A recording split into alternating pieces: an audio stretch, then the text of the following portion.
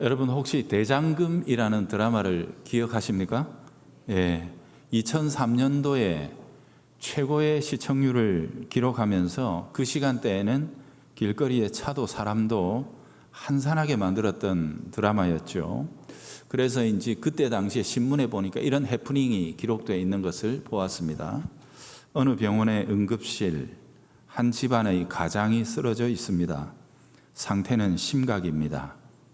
월요일 밤 10시가 다 되어갈 무렵 환자가 힘겹게 손을 들어 가족을 찾습니다. 장남이 급하게 그 손을 붙들고 아버지의 입에다가 귀를 갖다 대고 듣습니다. 환자가 숨을 몰아쉬면서 하는 말, 야, 여기 다 이러고 있으면 어떡하니? 누구라도 가서 장금이 녹화해둬야지. 여러분, 이게 실제로 그 신문에서 읽은 내용이죠. 왜 그 드라마가 사람들의 마음을 그토록 사로잡았을까요? 평론가들은 대체로 이렇게 해석을 했습니다. 우리 시대의 사람들은 감동을 갈망하고 있다. 이기적이고 비인간화된 사회와 삶에 지쳐 있다. 사람들의 마음에는 순수한 사랑과 희생, 헌신에 대한 갈망이 있으며 비록 자신은 그렇게 살지 못할지라도 누군가가 그렇게 사는 모습을 보고 싶어 한다. 대장금에는 두 인물이 나오지요. 장금이와 금령입니다.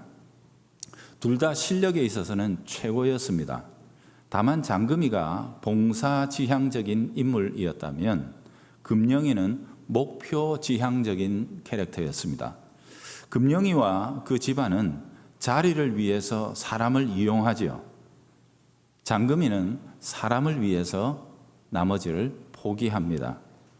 금령이가 멋진 밥상을 차려놓고 그것을 통해 자신의 목표를 추구하는 인물이었다면 장금이는 다만 음식 먹는 사람만을 생각하고 있었지요. 시간이 지날수록 사람들은 장금이를 사랑했고 장금이에게 마음을 주었습니다. 참 의미 있는 통계가 하나 있습니다. 1984년도는 한국 천주교 선교 200주년이 되는 해인 동시에 한국 개신교 선교가 100주년이 되는 두 개가 딱 겹치는 그런 해였죠. 그래서 각각 기념 사업들을 많이 했는데 가장 대표적인 일이 우리 개신교에서는 선교 100주년 기념관을 건립하는 것이었습니다. 그래서 전국 교회에서 그때 막 모금 운동도 하고 막 그렇게 했었지요. 반면에 천주교는 전국적으로 무료 개안 수술을 그 해에 실시했습니다. 같은 돈을 다르게 쓴 거죠. 바로 그 해부터 기독교는 정체하기 시작했고 천주교는 성장을, 그것도 급성장을 했다라는 그 당시의 통계도 역시 우리가 볼 수 있습니다. 요는 사람들은 감동하고 싶어 한다 하는 것입니다. 감동이 사람을 움직이는 것입니다. 아마 이 세상에 존재하는 가장 큰 감동이 무엇이냐 묻는다면 단연코 우리 예수님이라고 말할 수 있을 것입니다. 그분을 믿건 안 믿건 간에 그분의 삶에서 감동을 받지 않는 사람은 없습니다. 자, 그런데 왜 지금 특히 우리 시대의 이 사람들은 예수에게는 감동하지만 예수님의 몸이라고 하는 교회와 기독교에는 점점 더 흥미를 잃어가는 것일까? 아니, 흥미를 잃어가는 정도가 아니지요. 왜 이렇게 상황이 되고 말았을까? 우리의 교주이신 예수님의 모습을 한 사람들을 찾아보기가 힘들어서 그럴 것입니다. 교회 숫자는 많은데 기독교인들은 참 많이 볼 수 있는데 그럼에도 불구하고 그들 속에서 바로 그 사람, 예수 같은 사람을 보기가 어렵다는 것 아니겠습니까? 우리가 산상보훈하면서 목표를 하나님다운 사람, 예수님다운 사람 했던 바로 그 사람을 세상은 지금도 간절하게 보고 싶어 한다는 것입니다. 우리가 진정으로 회복해야 할 것이 있다면 지금 우리들의 시대에 이 세상에서 예수님처럼 사는 사람이 되는 것입니다. 남녀노소 지위고하를 막론하고 사람들이 그 시대에 예수 그리스도에게 감동했었다면 오늘 그리스도를 닮은 사람이 있기만 하다면 여전히 그들에게 대하여 감동하게 될 것입니다. 가장 가까운 우리들의 역사 속에서 보자면 지금 물론 여러 가지 해석들이 다성에 나오는 부분도 있습니다만 마더 테레사 같은 분의 인생을 읽으며 모두가 다 감동을 하지요. 우리 고신교단의 아주 훌륭한 의사 선생님이었던 장기려 박사님의 삶, 그분의 삶을 회고하며 얼마나 많은 사람들이 감동합니까? 자기 자식을 죽인 이들을 데려다 아들 삼았던 손양원 목사님 같은 분의 삶, 거기에서 사람들은 감동하고 숙연해지게 되죠. 바로 우리들의 시대에 이런 삶을 살아갈 수 있는 사람들이 필요합니다. 사랑하는 성도 여러분, 큰 일은 아니라도 우리 각자의 삶에서 작은 예수로 살아갈 수 있기를 바랍니다. 예수님의 삶을 배우십시오. 그분을 닮으십시오. 그러면 이렇게 물어야 되겠죠. 어떻게 하면 예수님을 닮을 수 있습니까? 답은 간단합니다. 말씀의 제자가 되십시오. 왜요? 예수님은 그렇게 자기를 닮은 사람을 만들고자 하셨기 때문입니다. 예수님 주변에 보면 항상 수많은 사람들이 모여들었고 예수님을 향해 열광했습니다.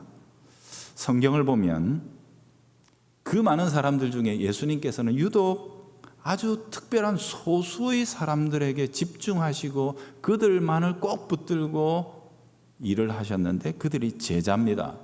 예수 그리스도의 마음의 핵심이 바로 그들에게 있었다는 증거죠. 그들과 함께 동행하시고 그들을 가르치시고 그들에게 일을 맡기셨는데요. 대표적으로 어떤 사람들이 있냐 이렇게 얘기합니다. 12, 70, 120 보통 이렇게 묘사를 하죠. 예수님 주변에 늘 머물러 있었던 12사도, 예수님께서 복음을 쥐어주고 이스라엘 각 동네로 보내 전파하게 하셨던 70인 전도대, 그리고 핍박의 시기에도 고난 가운데 성령을 기다리며 기도에 힘을 썼던 마가 다락방의 120명의 성도들, 그래서 12, 70, 120 보통 이렇게 묘사를 하거든요. 바로 이들이 예수님의 참 제자들이라고 말할 수 있습니다. 그렇다면 도대체 이 사람들이 다른 사람들과 어떤 면에서 구별이 되고 다르다고 말할 수 있는 것일까요? 오늘 우리가 읽었던 이 본문을 기초로 해서 제자와 그렇지 않은 사람들과의 차이가 무엇인지를 한번 생각해 봤으면 좋겠습니다. 먼저 18절에서부터 22절까지를 가만히 보면 예수님께서 부르시는 사람들이 있습니다. 한 부류의 사람들이 있죠. 또 23절에서부터 25절까지를 보면 예수님을 스스로 쫓아온 사람들이 있어요. 그것을 마태복음 5장 1절에서는 제자와 무리라는 말로 구분을 지어서 이들을 분류하고 있습니다. 제자란 예수님께서 목적을 가지고 부르시는 사람들을 가리킵니다. 무리는 자기들의 필요 때문에 예수님을 쫓아오는 사람들이지요. 예수님의 주변에는 항상 이 두 부류가 가득했었는데 예수님께서는 이들 모두를 다 사랑하셨습니다. 하지만 예수님은 당신의 나라와 자신의 사역의 핵심을 무리가 아니라 항상 제자들에게 두고 계심을 복음서는 증언하고 있습니다. 나중에 예수님께서는 훈련받은 12명의 사도들을 보내시면서 너희가 세상 끝까지 가거라, 역사 끝날까지 책임지거라 라고 정말 지금으로 보면 이해할 수 없는 말씀을 하십니다. 어떻게 12명이 땅 끝까지 그리고 세상 끝날까지를 책임질 수 있단 말입니까? 그런데 주님은 그럴 수 있다고 보십니다. 그럴 만큼 주님께서는 훈련된 사람을 찾고 계셨고 그들을 중요시하셨다는 것을 기억할 수 있죠. 주님은 당장에 눈에 보이는 것이 아니라 그들이 꿈꾸는 것이 무엇인지 그들의 중심을 보시고 당장 그들이 얼마만큼의 역량을 가지고 있느냐가 아니라 그들이 나중에 성숙하게 되었을 때를 기초로 해서 모든 일들을 바라보시고 판단하십니다. 비유하건대 단 하나의 씨앗을 붙들고 주님께서는 나중에 울창한 숲이 될 것을 꿈꾸시는 것과 같습니다. 이것이 바로 주님의 방식입니다. 주님이 제자를 기르시는 방식이 바로 이랬습니다. 한창 예수님의 사역이 무르익고 인기가 있었을 때에는 수만 명의 사람들이 예수님 주변에 몰려들었고 그들의 분위기는 과히 열광적이기도 했습니다. 하지만 예수님께서는 바로 그 순간에 야, 지금이 때다. 사람들이 이렇게 몰려들 때 바로 여기에서 우리가 일을 시작하자, 개척교회 하자, 그러지 않으셨죠. 예수님께서는 훈련되지 않는 사람, 그들을 예수님의 사역의 수에는 포함시키지 않으셨습니다. 예수님은 가혹하리만큼 철저하게 말씀으로 연단된 사람이라는 목표를 추구하셨습니다. 예수님에게는 너무도 선명한 포커스가 있었다는 것이죠. 요한복음 6장에 보면 사람들이 구름대처럼 예수님에게 몰려왔습니다. 그럴 수밖에 없는 게 오병이어를 맛본 지가 얼마 안 됐거든요. 사람들은 열광하며 예수께 몰려들었을 때 예수님께서는 그들이 바라는 것들에 대해서 거절하십니다. 그들이 간절하게 열망하는 것을 예수에게 요구했지만 예수님은 그것과는 자기의 길이 다르다라고 거절했죠. 바로 그때에 엄청나게 많은 사람들이 예수님에게 등을 돌리고 떠납니다. 바로 그 순간이 요한복음 6장에 나오는데, 먼저 그 이전에 사람들이 열광하면서 예수님을 따를 때 예수님 바로 그 현장에서 사도들을 돌려보내십니다. 빨리 바다를 건너 저쪽으로 가거라 라고 말했습니다. 그날 밤 이미 늦었습니다. 밤은 깊었고 사도들의 몸은 섬김으로 인해 완전히 몸이 피곤해 쩔어 있었습니다. 그리고 조금 있으면 풍랑까지 그 바다 위에 겹쳐서 부르게 될 2중, 3중, 4중의 고난이 예고되어 있음에도 불구하고 주님은 빨리 이 자리를 떠나라고 그들에게 말씀하시죠. 왜냐하면 사람들의 칭찬과 환호에 맞들이고 길들이면 예수님께서 원하시는 그 사람이 탄생할 수 없기 때문입니다. 예수님의 마음에는 분명한 목적이 있었습니다. 제자입니다. 제자는 오직 말씀을 따르는 자들입니다. 19절에 보면 말씀하시되 나를 따라오라 하셨고 22절 끝에도 21절 끝에도 부르시니라는 말씀이 나오죠. 제자는 바로 이 말씀의 부름에 응답한 사람들을 가리키는 말입니다. 이에 반해서 24절에 보시면 무리는 예수님의 사역의 결과들, 그 엄청난 가시적인 현상들, 그 소문에 이끌려 따라오는 사람들을 가리키죠. 좀 더 구체적으로 말을 해보자면 제자란 말씀 때문에 기꺼이 버릴 수 있는 사람들입니다. 20절에 저희가 곧 그물을 버려두고 예수를 쫓으니라. 이 그물은 평범한 그물이 아닙니다. 고기가 가득 들어있는 그물입니다. 예수님이 오라 하시니 그거 놓고 가는 것입니다. 22절에 야고보와 형제도 예수님 부르실 때 저희가 곧 배와 부친을 버려두고 예수를 쫓았다라고 그렇게 말을 하고 있지 않습니까? 아주 부유한 가정에서 태어나 19살의 나이에 이미 영국에서 가장 위대한 크리켓 선수라는 명성을 쌓아 올렸고 케임브리지라는 명문대학에 입학했고 그에게는 장차 엄청난 유산 상속이 기다리고 있었던 젊은이 C.T. 스터드라는 사람이 있습니다. 그런데 그가 어느 날 기도 중에 하나님께서 그를 선교사로 보내시겠다라는 부름을 듣습니다. 그리고 이 젊은 청년이 거기에 순종하게 되죠. 자기에게 보장되어 있는 그가 이미 이루어 놓은 수많은 것들을 다 포기하고 내려놓은 채 선교사로 이 길을 떠나려 합니다. 그때 많은 사람들이 이 유능한 젊은이를 말렸죠. 왜 하필이면 너 같은 사람이 가야 되냐? 너는 여기에 있으면 훨씬 더 크고 위대한 일을 많이 할 수 있을 텐데 왜 가야 하느냐고. 이것은 너무 큰 희생이라고 그에게 말을 했죠. 그런데 바로 그때 C.T. 스터드가 했던 굉장히 유명한 말이 지금까지 남아 있지 않습니까? 그게 이 말입니다. 만일 예수 그리스도가 진정 하나님이시고 그분이 나를 위해 죽으신 게 사실이라면 내가 그분을 위해 하는 어떤 희생도 결코 크다고 감히 말할 수 있겠습니까? 말할 수 없다는 거지요. 예수님의 사람들은 말씀 때문에, 나를 부르시는 예수님의 말씀 때문에 익숙한 모든 것들, 자기에게 보장된 모든 것들을 기꺼이 내려놓을 수, 아니 버릴 수 있는 사람들입니다.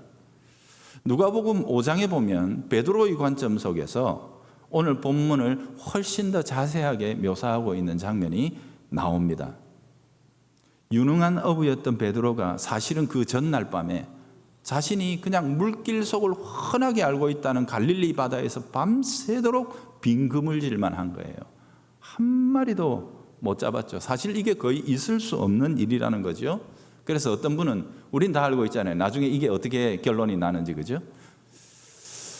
사실 이 본문 속에 기적이 두 개가 존재한다. 말씀 듣고 나서 나중에 배가 잠길 만큼 고기를 많이 얻는 것도 기적이지만 베드로 같은 유능한 어부가 밤새도록 한 마리도 못 잡은 게 벌써 기적이다라고 이렇게 이야기하는 분들도 있습니다. 자, 어쨌거나 예수님께서 베드로에게 그날 찾아오셔서 하신 말씀이 깊은 데로 가거라, 그물을 내려보아라. 제가 이 본문을 설교한 적이 있습니다만 이게 상황에 하나도 안 맞는 말이라고 하지 않았습니까? 어쨌든 그랬더니 그물이 찢어질 만큼, 두 배가 잠길 만큼 엄청난 물고기가 잡혔습니다. 상식적으로 보자면 이게 얼마나 웃기는 상황입니까? 오늘날 우리들의 입장에서 생각해 보세요. 예수님은 전직 목수입니다. 베드로는 현직 어부입니다. 근데 전직 목수가 현직 어부에게 나타나서 물고기 잡는 것에 관해서 지금 코칭을 하고 있는 거거든요. 그러니 이거는 정말로 상식적으로 너무 우스꽝스러운 장면이지 않겠습니까? 그런데 베드로가 바로 그 말씀에 순종했다는 겁니다. 베드로가 달리 베드로가 아닌 거예요. 제자가 누구냐? 내 삶에서 하나님의 말씀이 나의 경험보다, 내가 가지고 있는 전문 지식보다 더 권위 있다고 받아들이는 자가 제자입니다. 이거는 내가 주님 가르쳐 드려야죠. 우리들에게 사실 이런 마음들이 참 많이 들 때가 있거든요. 신앙의 원리, 신앙의 논리, 말씀이라는 것이 있음에도 내가 여기서 30년을 일했는데 적어도 이 일에 있어서는 말씀이 여기 자꾸 이러쿵저러쿵 하면 안 되지, 이런 생각을 가지고 있을 수 있다는 거예요. 베드로가 달랐던 것은 바로 그 지점입니다. 하나님의 말씀이, 창조주의 그 권능의 말씀이 자신이 가지고 있는 그 어떤 지식이나 경험보다 더 권위 있다고 받을 수 있는 것이지요. 경험이나 지식이 말씀과 충돌할 때 제자는 말씀을 선택하고 순종하는 자들입니다. 예수님의 제자 훈련의 핵심은 단 하나, 말씀입니다. 그래서 5장 2절에 보시면 제자들이 나아온지라 입을 열어 가르쳐 이르시되, 이렇게 나오지 않습니까? 제자들에게는 말씀을 가르치십니다. 말씀을 먹여주십니다. 말씀이 제자를 만들고 자라고 성숙하게 합니다. 무리는요, 이에 비해서 무리는 숫자는 훨씬 더 많고 외적으로 보면 그들이 훨씬 더 열광적이고 더 열정적이고 헌신적인 것처럼 보입니다만 그들은 자신의 필요나 욕구가 채워지지 않을 때 언제라도 주님을 떠날 수 있는 사람이에요. 아까 요한복음 6장을 제가 말씀드리다 말았는데, 어쨌든 그때에 주님이 자신들의 욕구를, 원하는 것들을 거절하자, 요한복음 6장에 나중에 본문을 한번 읽어보십시오. 아주 많은 사람들이 예수님을 떠나고 그 뒤로는 다시는 예수와 함께 하지 않았다, 그렇게 나옵니다. 바로 그 처참한 실패의 순간에 예수님께서 사도들에게 물으십니다. 너희도 나를 떠나려는가? 그때에 베드로가 예수님께 대답하죠. 주님, 영생의 말씀이 주님께 있는데 우리가 어디로 간단 말입니까? 우리가 주님께 머물러 있는 이유는 우리의 욕구 때문도 아니고 보장되어 있는 어떤 결과 때문도 아닙니다. 그저 영생의 말씀이 주님께 있기 때문입니다. 우리가 어디로 간단 말입니까? 베드로는 그렇게 응답을 하죠. 사랑하는 성도 여러분, 그렇습니다. 오직 말씀만이 제자를 만듭니다. 제자는 말씀 먹고 사는 자입니다. 하나님의 나라는 무리가 아니라 제자에 의해 세워지며 확장되고 열매를 맺습니다. 그러니 무엇보다 우리의 삶에서 말씀과 더 깊고 구체적이고 인격적인 접촉을 누리기 위해 몸부림쳐야 할 것입니다. 지난주에 야곱의 브니엘의 이야기를 전해드리면서 기도라는 것은 오직 기도하는 것을 통해서 배우는 수밖에 없다, 그렇게 말씀을 드렸죠. 그것 외에는 없습니다. 말씀도 마찬가지입니다. 말씀의 능력도, 말씀이 지혜라는 사실도 순종해 보는 것 외에는 그 누구도 맛볼 수 없고 누릴 수 없습니다. 말씀 때문에 내 길을 바꿔보고 내가 가던 길에서 돌아서고 내가 붙들었던 것을 포기하고 놓아버리는 구체적인 행동이 없다면, 말씀 때문에 내가 여지껏 거절하던 것을 받아들이고 또 희생하고 손해보는 그 순종, 구체적인 액션이 없으면 말씀을 실제로 아는 것이 아닙니다. 맛본 것이 아닙니다. 그저 귀에 울려지고 머릿속에서 이해되었다라고 생각하는 것일 뿐이지, 말씀이 내 삶에 들어와 행동을 바꾸고 선택과 결정을 바꾸어 그 결과를 경험해 보기 전에는 우리는 참되게 말씀을 알아본 것 아닙니다. 따라서 말씀 역시 훈련이 없이는 결코 체험할 수 없는 것입니다. 사랑하는 성도 여러분, 작은 것에서부터 훈련하십시오. 시작해 보십시오. 너무 나라를 뒤집어 주세요 하는 이런 큰 기도, 큰 말씀, 이런 거 자꾸 생각하지 마시고, 오늘도 설교를 듣습니다만 이 속에서 진짜 이번 주에 내가 요거는 할 수 있겠다, 할 수 있는 것부터 해보세요. 가장 작은 것부터, 요거는 내가 할 수 있지, 거기에서부터 순종하기를 시작해 보는 겁니다. 그리고 그것을 목록에 기록하십시오. 이게 중요합니다. 자꾸 설교 요약 적지 마시고 성경 공부 요약 적지 마시고 그 속에서 내 삶을 파고 들어와서 나를 바꾸고 나를 새롭게 말씀이 건설해 나가는 그 과정을 기록하십시오. 작아도 기록해두고 그것을 시간이 지나면서 점점 체크하고 확인해 보십시오. 이거는 분명히 말씀이 바꾼 거다, 말씀 때문에 이 일이 일어난 것이다 라는 것을 우리의 삶에서 하나씩 하나씩 체크해 나가 보시면, 이게 당장에는 눈앞에 보이지 않아도 조금 있다 보면 선명하게 드러나는 일들이 있게 될 것입니다. 과연 말씀이 이렇게 행하셨구나, 과연 말씀이 내 삶을 이끌어가고 계시는구나, 지금도 살아 역사하시는 하나님의 검이구나, 내 영혼의 양식이며 세상을 이길 지혜가 되는 것이구나, 이 사실을 경험하기 시작하면, 맛보기 시작하면 여러분 그 다음부터는요 하지 말라고 해도 합니다. 도시락 싸들고 멱살을 쥐고 하지 말라고 해도 할 수밖에 없습니다.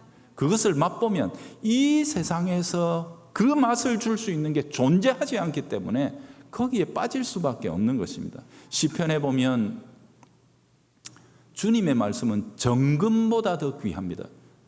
그 사람은 지금 고백하고 있는 겁니다. 정금 한 덩어리를 갖다 주고 성경책 갖다 주고 나는 성경책을 선택한다라고 말하는 사람이 된다는 거예요.